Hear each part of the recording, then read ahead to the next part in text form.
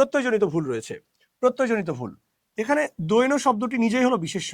দৈন শব্দটি নিজেই হলো বিশেষ্য।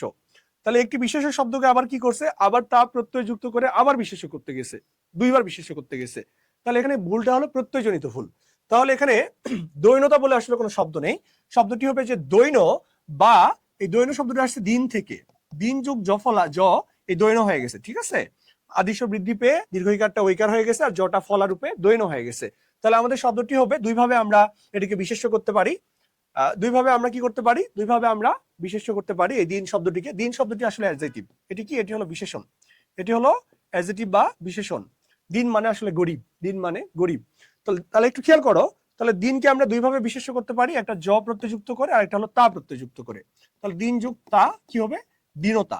তাহলে আমরা শুদ্ধ করে লিখতে গেলে কি লিখতে হবে, যে দীনতা বা দৈন কোনো সময় প্রশংসনীয় নয়।